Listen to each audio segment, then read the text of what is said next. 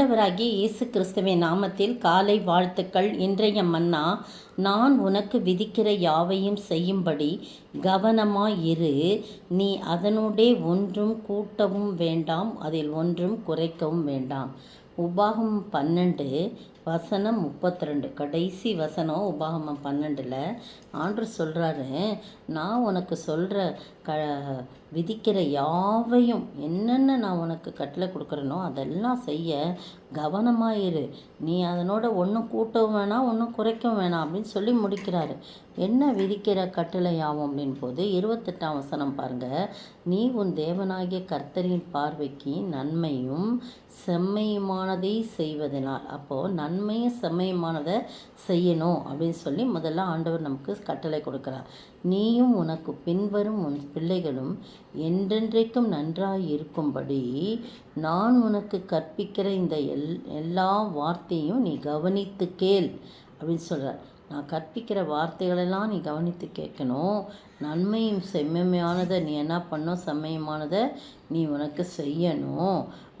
அப்படிப்பட்ட காரியங்களை செய்யணும். அப்போது நீயும் உனக்கு அப்போ என்ன ஆசீர்வாதம் கிடைக்கும்? நீயும் உனக்கு பின்வரும் உன் பிள்ளைகளும் என்றென்றைக்கும் நன்றாக இருக்கும் அப்படின்னு சொல்லி சொல்கிறார். அப்போ நாமும் நம்முடைய பிள்ளைகளும் சந்ததியும் நன்றாக இருக்கணும் அப்படின்னு சொன்னால் கர்த்தரின் பார்வைக்கு நன்மையும் செம்மையுமானதை முதல்ல செய்யணும்.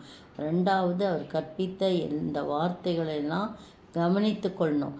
அதில் 29ஆம் வசனத்துலேருந்து நீங்கள் படித்து பார்த்தீங்கன்னா ஒரு சில காரியம் 31ஆம் வசனத்துலேருந்து காரியங்கள்லாம் சொல்லப்பட்டிருக்கும், என்னென்ன காரியங்கள். அதே மாதிரி நீங்கள் 12ஆம் அதிகாரம் முழுக்கவே என்ன சாப்பிடக்கூடாது, எப்படி நடக்கணும், என்ன எதை தவிர்க்கணும், எதை என்னென்ன செய்யணுன்றதை அழகாக ஒன்று ஒன்றா சொல்லப்பட்டிருக்குது. நீன்னு சொல்லப்பட்டிருக்கு, ஒருமையில் சொல்லப்பட்டிருக்கு. அப்புறம் திடீர்னு என்ன பண்ணும், பன்மையில் நீங்கள் உங்கள் அப்படின்னு சொல்லப்பட்டிருக்கு. நீங்கள் நிதானமாக உட்காந்து வாசித்து பார்த்தீங்கன்னா ஆண்டவர் நமக்கு கட்டளை கொடுக்குறார். இந்த கட்டளைகள்லாம் நம்ம செய்ய கவனமாக இருக்கணும்னு அவர் விரும்புகிற காரியத்தை நம்ம செய்யணும். ஒன்றும் அவர் நம்மகிட்ட காசு பணம் எதுவுமே கேட்கல. சாதாரண நீ என் கற்பனையை கைக்கொள் மகளே, நீ நன்மையும் செம்மையுமானதை செய்யி. அப்போ உனக்கும் உன் பிள்ளைகளுக்கும் என்றென்றைக்கும் நன்றாக இருக்கும்படி நீங்கள் நன்றாக இருக்கணும்னு நான் உனக்கு கற்பிக்கிற இந்த எல்லா வார்த்தையும் நீ கவனித்து கேளு அப்படின்னு சொல்லிட்டு தான் கடைசியில் எப்படி முடிக்கிறாரு, அதெல்லாம் நீ செய்யும்படி கவனமாக இரு. நீ அதனோட ஒன்றும் கூட்டவும் வேணாம், குறைக்கவும் வேணாம் அப்படின்னு சொல்லி நமக்கு கட்டளை கொடுக்கறத பார்க்கணும். எத்தனை அருமையான தேவன் பாருங்கள்.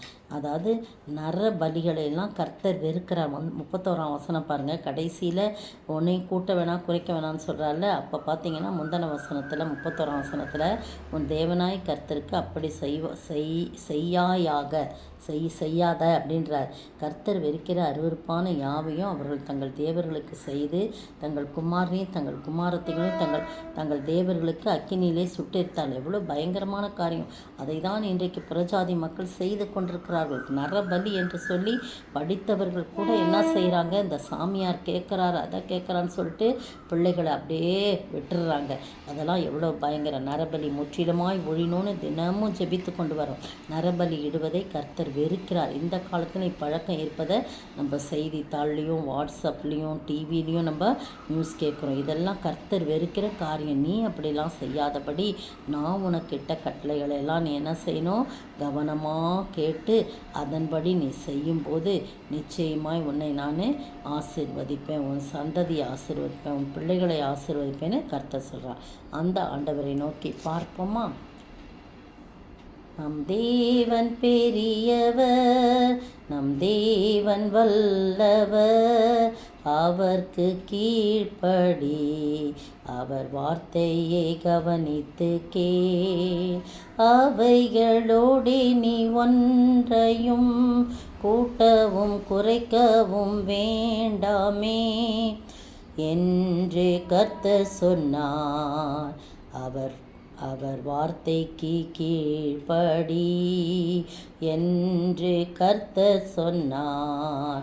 அவர் வார்த்தைக்கு கீழ்ப்படி. ஆமாண்டவரே, நன்றியோடு மெய் ஸ்தோத்திரிக்கிறேன். அப்பா, நீங்கள் பெரியவர், நீர் வல்லவர். ஆண்டவரே, உமக்கு கீழ்ப்படிந்து உம்முடைய வார்த்தையை கவனித்து கேட்கும்போது ஆண்டவரே, அதை நாங்கள் ஒன்றாகிலும் கூட்டவும் குறைக்காமல் ஆண்டவரே தகப்பனே, நாங்கள் உம்முடைய வார்த்தைக்கு கீழ்ப்படிந்து நடக்கும்போது கர்த்தர் எங்களுக்காக எல்லாவற்றையும் செய்து முடிக்கிற தேவனாய் இருக்கிறீர். அப்பா தகப்பனே, நீர் அப்படியாய் செய்கிறதற்காய் நன்றி ஆண்டவரே. அப்படிப்பட்ட காரியங்களை நாங்கள் கவனமாய் கேட்டு நடக்க நீர் உதவி செய்ய வேண்டும் என்று கர்த்தரும் மீட்பரும் ராஜாவுமாகிய இயேசு கிறிஸ்துவின் விலையேறப்பட்ட நாமத்தில் ஜெபிக்கிறேன் பிதாவே, ஆமேன். நேற்றைய பதில்: என் மகனே, கர்த்தருடைய சிட்சையை அற்பமாக எண்ணாதே, அவரால் கடிந்து கொள்ளப்படும்போது சோர்ந்து போகாதே. எபிரேயர் 12:5. இன்றைய கேள்வி: நம்முடைய தேவன் எப்படிப்பட்டவராய் இருக்கிறார்? நம்முடைய தேவன் எப்படிப்பட்டவராய் இருக்கிறார்?